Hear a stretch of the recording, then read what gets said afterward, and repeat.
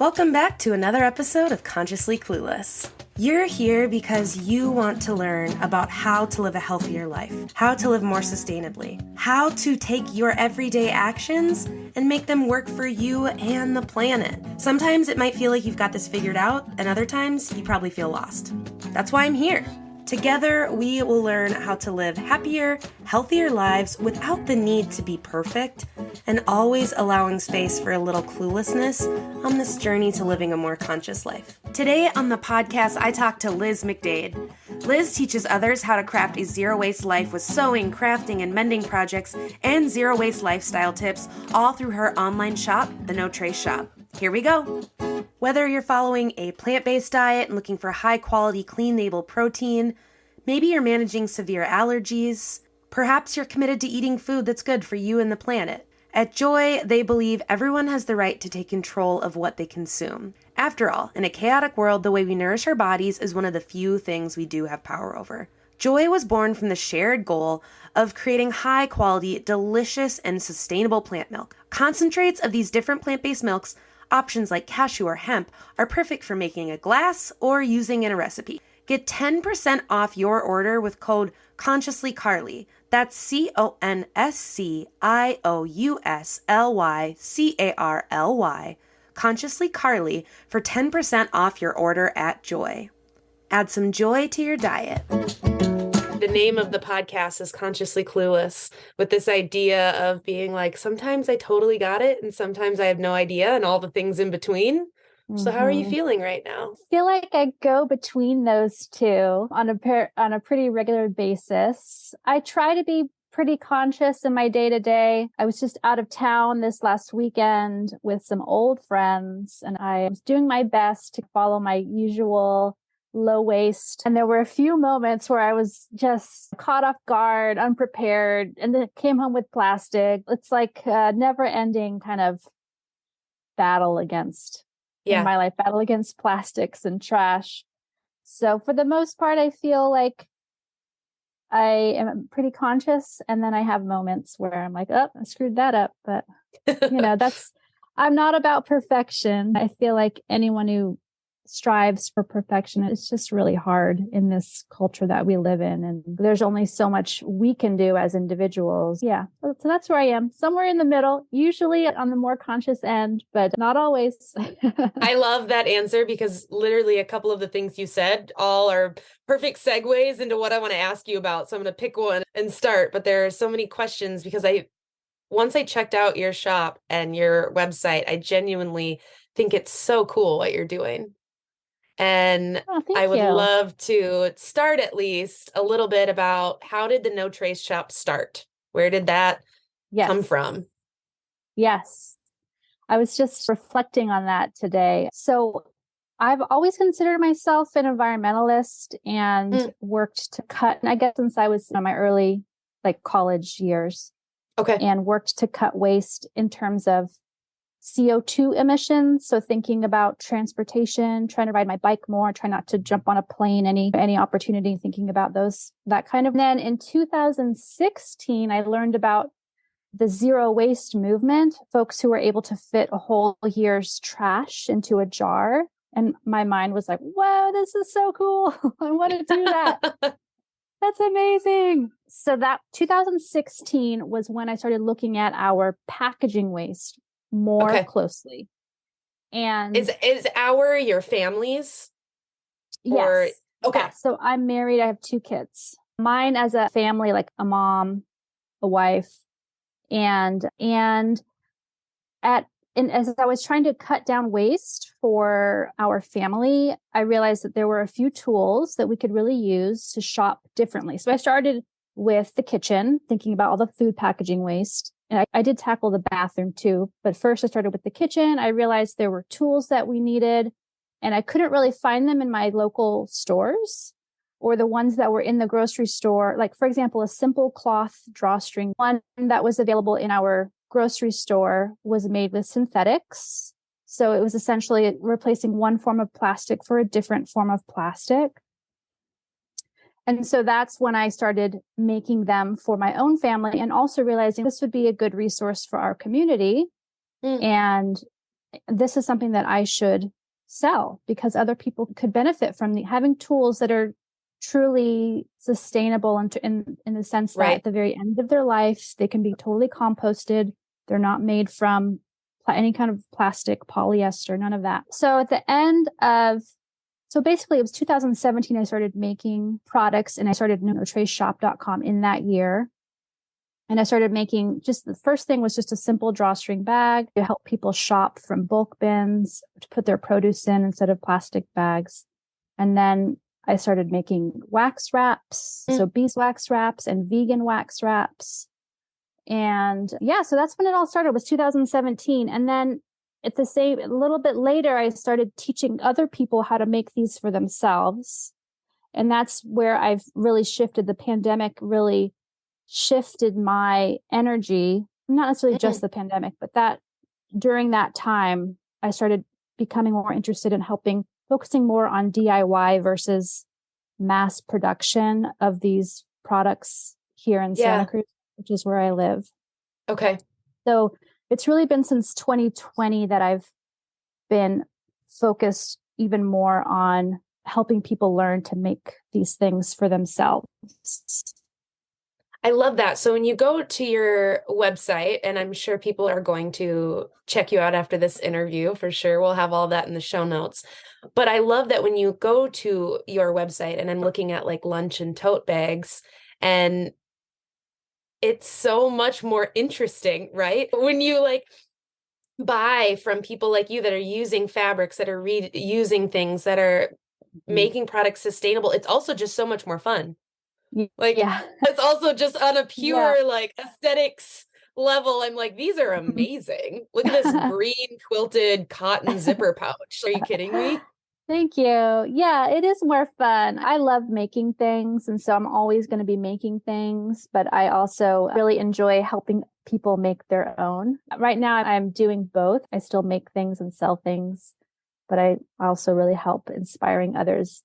I got to say, I probably get way more excited when someone shows me something that they made from one of my tutorials than about anything that I make. I'm always like so thrilled to see people getting creative on their own. You crafty before this? Because when you said that, I was like, oh, she must know how to sew, because that wouldn't be my first thought is I'll make one myself. I can tell you that much.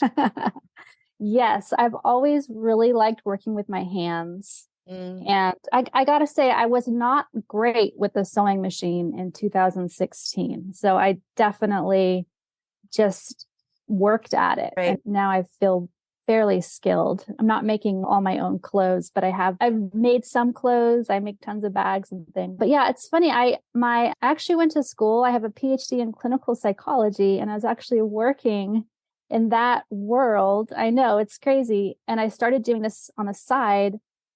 And I was like, I feel like this is where I should be putting my energies, somewhere in this more crafty, creative world. So actually, once No Trace picked up, after I had been doing it just on the side for a couple of years, I left. I was doing research at a nonprofit research organization, and I left that position to do No Trace full time. But I had always really liked working with my hands. I don't love being on a computer all day long. So I feel like I found a better balance for my own personal work. I'm still on my computer, but I'm also making things and filming tutorials, and it's just it's way less. So was your work with psychology in anything related to environmentalism or? No, it was not at all. It was totally different. I did work on, actually, on some extent, I did work on social media use for kids, looking at how do we manage that? What are the impacts of that? And I was also working on some projects around teen pregnancy prevention and health behavior change. How do we help people? So really interesting stuff, but totally so different. Different. Yeah, it was really interesting work, and I loved the folks I worked with. And at the same time, I was like, well, I feel like my heart is telling me that maybe this is not where I'm supposed to be. I don't know if you can relate to this, but it sounds like that a little bit, maybe. I know that I had this experience going to school to be a advocate for survivors of sexual assault and dating violence. and got my master's and did that work Wow, for a that's couple awesome. years. Thanks, thanks. But I also realized that you can be good at something, but it doesn't mean something's good for you. And Yes. that was really hard, but I was like, I think I'm good at this, but I don't think it's the best for me. And Hmm. then I pivoted, and it sounds, I wonder if you had that moment Yeah. too, where I'm sure you're a hell of a researcher, but if you weren't fully in it, or if you found something else that makes your heart sing, it can be difficult to ease through that. Yeah, for sure. Yeah, no, I've definitely felt that way. Okay, I can do this. I know how to do this. I was working with the small teams and I felt like I was a Hmm. really helpful, important team member. And at the same time, I was like, I don't know that I have the passion to keep doing this. I don't know that I have the same drive that Yeah. other folks in this field have. So maybe this isn't the field for me. Yeah, I definitely can relate to that. And yeah, I don't know that it wasn't. I don't know. I guess over time, it probably would have not been good for me. Over time, I probably would Mm, have, but I was still at the point where I was like, I could keep doing this for a right. while, or I could take a leap of faith and move in this other direction that just there feels like there's more energy here for me. So yeah, that's I'm what I I'm did. I'm wondering too if now I think it's a great pivot that you made, but I'm wondering because I know I've had this experience too that you said you had your PhD Hmm. in this. Were there people in your life that are like, what are you doing? Oh yeah, for sure. For the most part, people kept that to themselves, but it was like you're gonna stop doing your PhD work to sew. Like you are crazy. It's Yeah, like, when I quit my job and was like, I'm gonna build my business and be a content creator, and everyone's like, mhm. okay. Yeah, yeah. It still feels a little like my partner is in academics, so he's a professor, and so I'm around these academic professor types a fair amount. And it's still, yeah, I teach sewing. I teach people how to sew.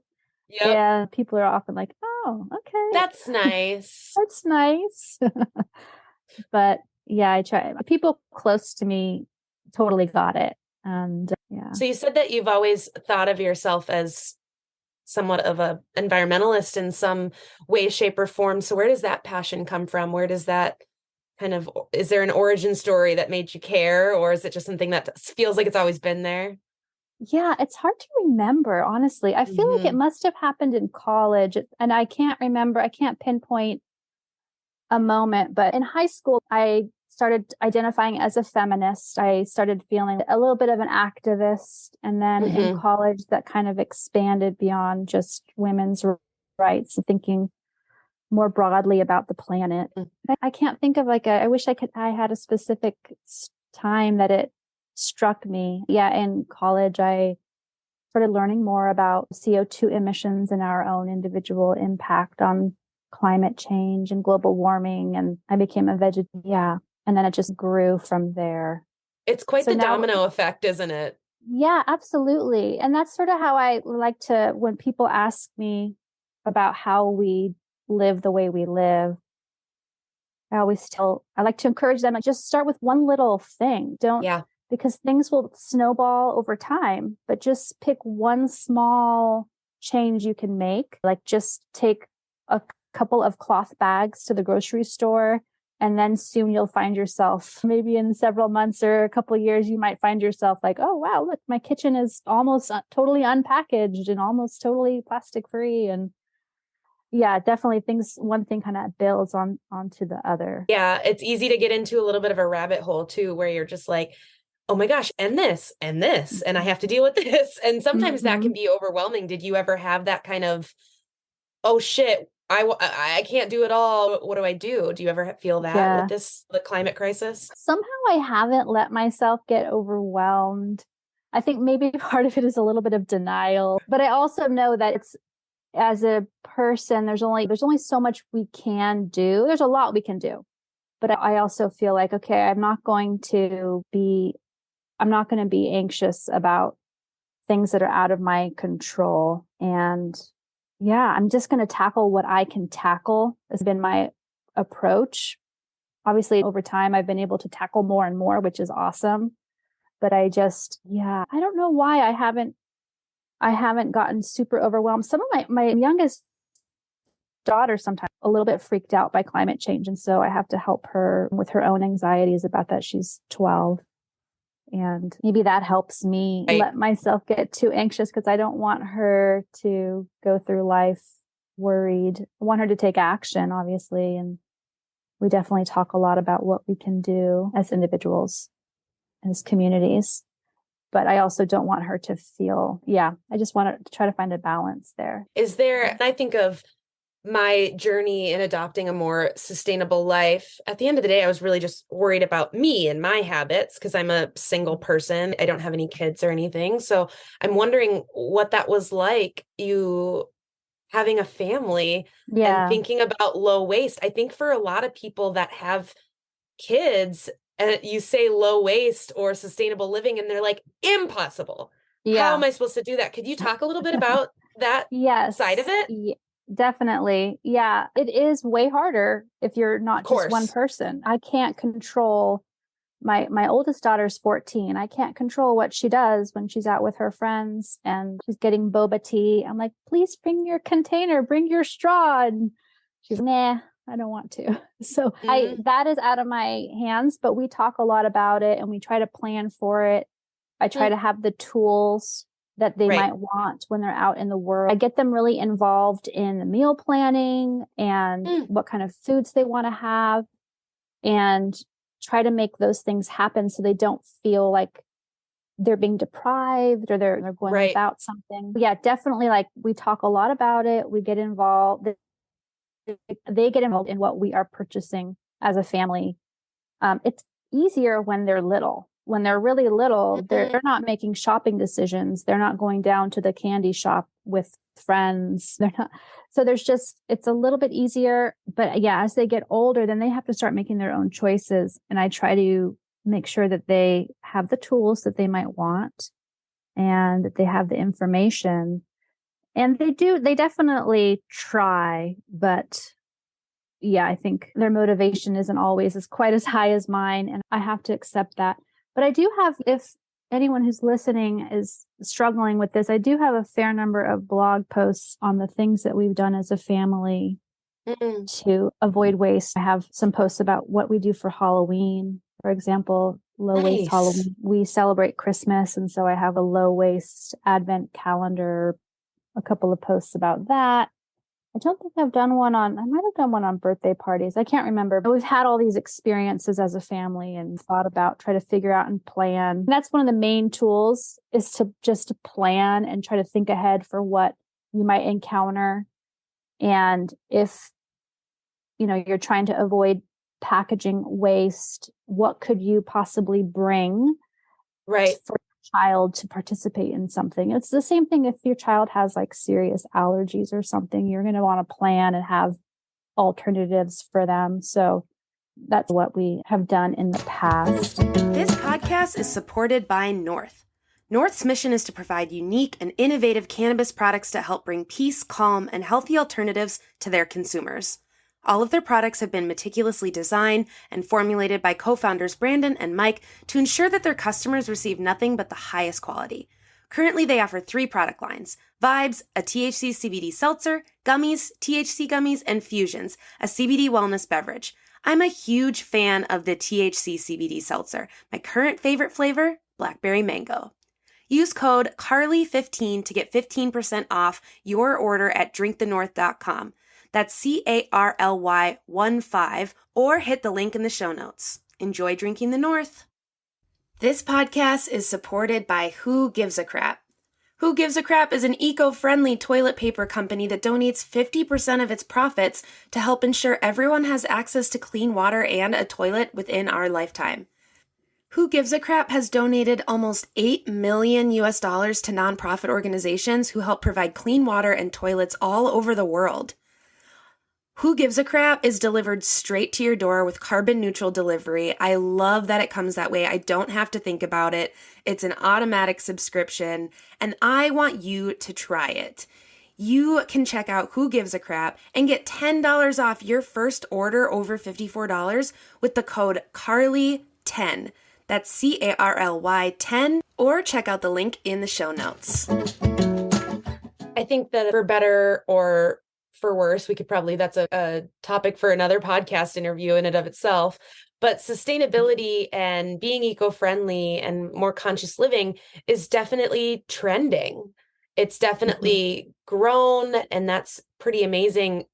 Have you seen any big shifts, even from, what was it, 2016, you said, to Yeah. now? Do you see a lot of differences in kind of the landscape that you're navigating? Yeah, definitely. There have been some really great advancements. When I first started shopping low waste, bringing my own bags, like I mentioned, it was really hard to find sustainable things to use, just simple bags. And now they're so easy to find. We have a refillery here in town. So Nice. you can get zero waste soap, facial cleansers, like all kinds of, they have this store, their name is Ethos Santa Cruz. They probably have 60 different things in bulk that you can't Nice. find at like a traditional grocery store. There was a little bit of a setback. You probably noticed this during the pandemic, where a lot of the unpackaged products suddenly were back in packages. Yes. So when that happened, I was like, okay, I'm not going to starve my family. Like we're gonna get. It was tough though. Yeah. It was Yeah. tough to be in a habit and then to have, it felt like a regression. Oh, absolutely. Yeah. And that was hard to navigate for me, at least. Yeah, for sure. It felt like we were making progress. And then there was the big setback, which was absurd because with that contact surfaces weren't actually transmitting COVID. And it was like, what are we doing? But yeah, I feel as a state, like we're passing more laws. So I'm in California, we're passing more laws to ban single-use plastic more. And can't think of anything off the top of my head, but there's been some really great legislation that's happening. So yeah, so I definitely see good progress, even though we had a little bit of a pandemic setback. I definitely see more and more sustainable options available to all of us. So that in refilleries, these shops where you can fill up your soap and your bathroom products and your kitchen things, that's been definitely, it feels like there's a lot more nowadays. So that's really great too. So what makes you think, or scratch that, why do you think that going from shifting your focus in the business, going from just making the products to empowering others to have tutorials and do these DIY, why do you think that's lighting you up differently? What about that excites you? Yeah, it's interesting. I had this really big order, like I think it was right at the start of the pandemic, where it was like biggest order I've ever had, like 800 sandwich bags or something. And I was like, okay, this is going to be really interesting to fulfill. And I was able to. I have like people who help me. Oh. Yeah. But it just felt like making something at that scale, it felt weird. I was like, I don't know who's buying these. I don't know if the person, they were going into a subscription box. And I was like, I don't know if the person is really going to be excited about this. It just felt, when you're producing at that scale, you have no idea like where your products are going, how they're going to be received, if the people who get them are going to know what to do with them or compost them at the end of their life, all those things. It just made me think not everyone wants to DIY. And I totally appreciate that. But at the same time, like, I don't know how much I want to be mass producing things. It felt a little bit unsustainable to be contributing that. So yeah. And then people had been asking me to teach how to make the wax wraps and that was super fun. So I think I was just getting a taste for, it's really fun to help people learn.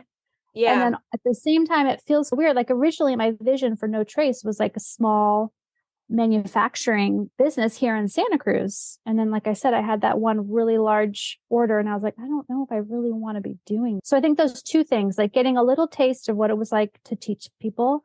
And then also the taste for this mass production just combined to make me think maybe I should spend more energy on this DIY side and do more workshops, online tutorials. And this was during the pandemic. So that order was like the start of the pandemic. And so then I decided I couldn't really do in-person workshops at the time. So I was like, I'm going to just create some of these online experiences for people. Yeah. They can do them at home. And now that things are opened up again, I'm able to do some in-person workshops again. So that's been really fun too. But yeah, so that just helped me focus some more energy towards online tutorials and building an online community. And yeah, that's what's been the big majority of my time now goes towards creating content Okay. for the online world.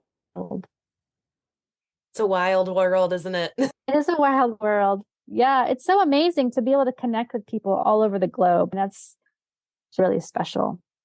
It's I have really, a really Facebook great. group.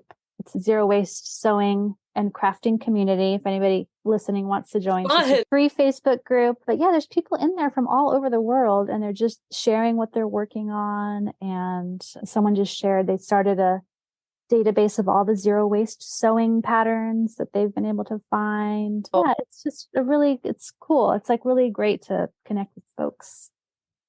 There are a lot of resources on your website, which I really love that you have a hub for people. Can you share a little bit about some of the things you like making sure people have access to? Yeah, totally. Yeah, so I have a resource page. So my whole website has a blog, and on there I focus a lot on everyone in my family is vegan except me. Oh, wow. That's Yeah. not you. That's not the normal sentence. I know I'm the holdout who does eat occasional cheese and eggs. Got it. Um, but so all of our meal plans are vegan meal plans. And Okay. so I have a section on my blog that is various like vegan meal plans, weekly meal plans that are also low waste. So that these are things you can usually Nice. find unpackaged from bulk bins or produce. And then I also have a lot of DIY tutorials on there. So you can make some of the various things that I make and use in my daily life, or some things that are a lot of my tutorials are also for people who are crafty, who want to fight textile waste. So that's the sort of dark side of the whole like sewing community is that some folks just throw away fabric. It's insane to me. I've never been like that. Yeah. But just diving deeper into this world, I'm like, oh wow, there's probably a lot of folks with scraps and they need something useful to do with them. So there's a lot of Yeah. tutorials all about like how to keep your fabric scraps out of the waste, out of the landfill. I also talk about other textiles like clothing. Here in the US, we don't have great clothing recycling options. But there are options. So I talk about that on my website, not just donating to a thrift store because that is not always going to be resold, especially if there's any damage to your clothes. And I also have resources if you want to mend things. So I have some of those tutorials and videos as well. So if you have some of the DIY tutorials, right? Mm-hmm. And if someone's listening and they're like, that sounds interesting, but I'm not crafty at all. What is the level of knowledge you need for some of the projects you share with people? Yeah, so I try to really focus on beginner-friendly projects. Some of my mending tutorials, you just need a needle and a thread, and I will show you everything from there. So if you That's what I need. I need you to hold my hand. Yes, I have that. And then I also have a lot of projects that involve a sewing machine, but have tutorials on mastering your sewing machine. So for folks who have one or like their mom gave them one, or a lot of folks have, they don't really know how to use it. So I have some tutorials that help folks figure out how do I use this thing, because it can be a little bit intimidating. Yeah. So it's definitely very much for the beginner. And then, like I said, I have a lot of fabric scrap tutorials that are for people who maybe craft a little bit more, and they're still beginner friendly, but they're maybe a little less relevant to someone who's brand new to sewing, who doesn't have a big pile of scraps to tackle. Yeah. I love that because it's intimidating. Not only, I think, for a lot of people, and for good reason, it's intimidating to think of living more sustainably, and it gets even more intimidating potentially to DIY it.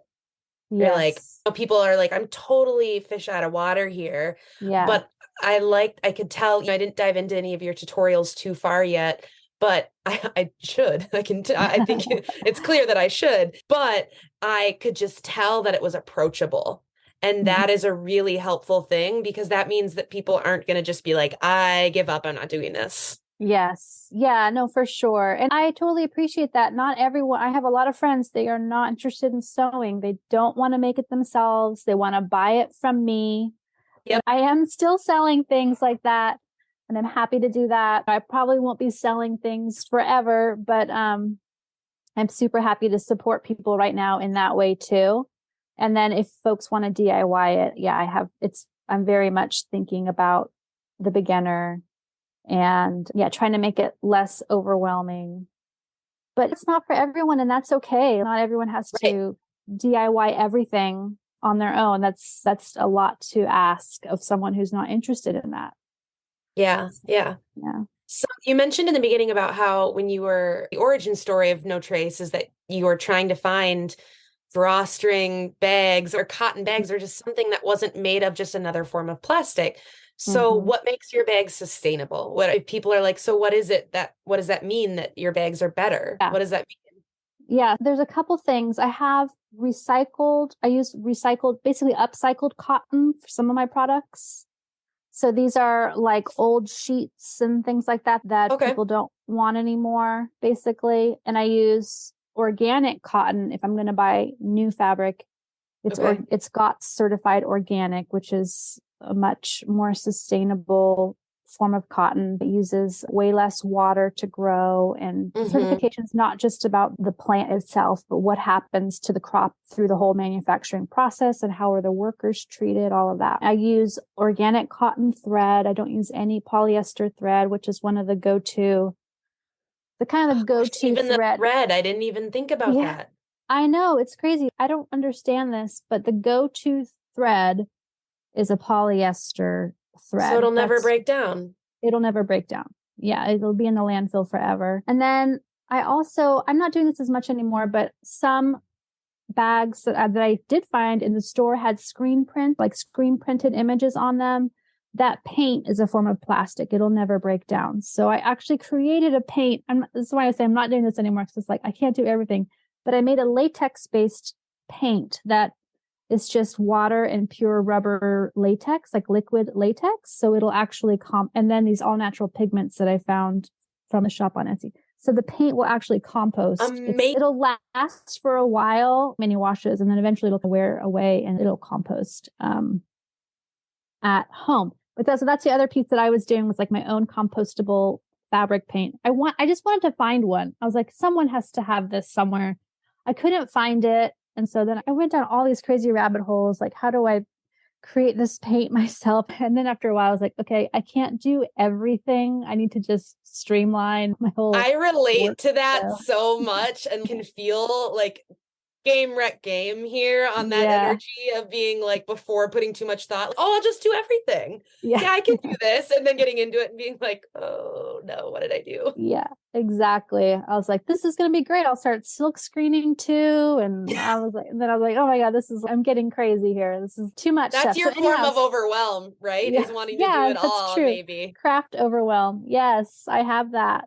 Yeah. I definitely have that. That's your way of wanting to solve all the issues, is like create all the solutions and not being able to do them. That's your level. Yeah. But yeah, so basically it's using all natural fibers in my bags. And then the wax wraps, when I first started searching for those, the only ones that were available came with a little plastic film window. And I was like, what is this? Like, why are you selling wax wraps that have plastic in the packaging? The purpose. This is crazy.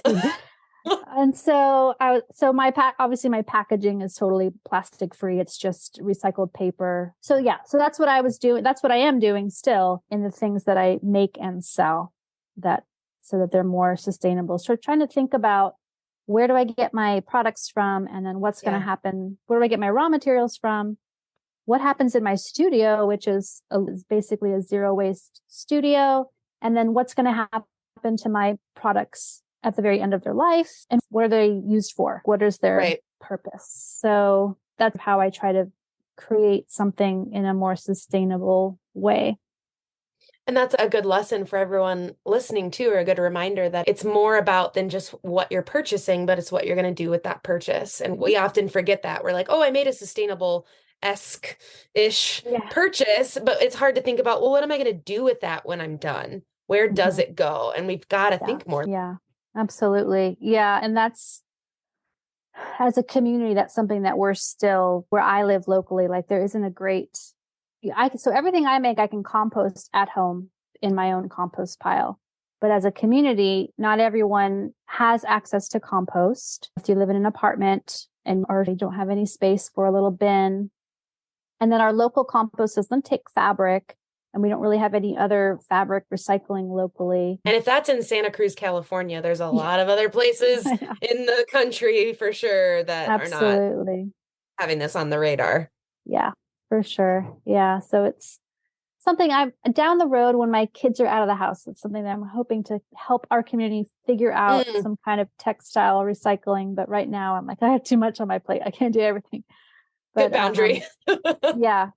But that's something I think every community needs, some better recycling options and better composting options as well. Or a composting option for a lot of places. Like we're up here and I'm in northern Minnesota in a small community, and we're also talking about composting right now, actually, as a community. And it's been happening for years and years, but might get some traction soon. So it's exciting to see that change. That's awesome. Yeah, as a community, we just got curbside composting.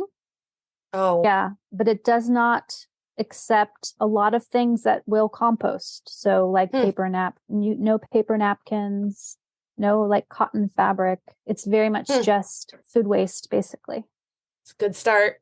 It's a great start. But yeah, we compost at home and we have forever. And so I wish everyone had easy access to that. Definitely. Is there anything else that you want to share with listeners that I haven't given you space to do so? Yeah, I think we've talked about everything. With folks who want to learn to DIY, I have my YouTube channel, and then I have my website, and I'm sure it'll be in the show notes. Yep. So if you don't like watching videos, I do have a fair number of blog posts, tutorials, although my weekly content is a video. So that's where folks can go if they want to learn. And if you want to shop, I do have some things on my website, not necessarily everything. I'm sure you have resources too for like other good sustainable options, but you could also shop from me on my website. And then if you want to connect, like I mentioned, I know not everyone's on Facebook, but I do have a free Facebook community where we just talk about getting crafty in an eco-friendly way. So you could join me over there and share what you're working on, share your work in progress, or learn, see what other folks are doing, and see what you feel like tackling. Amazing. Thank you so much, Liz. Thanks for listening to another episode of Consciously Clueless. If you're enjoying this podcast, please subscribe, share with your friends, put it on social media. Don't forget to tag me. If you're on Apple Podcasts or Good Pods, leave a review. Reviews and shares help more people to see the podcast and join in on the fun.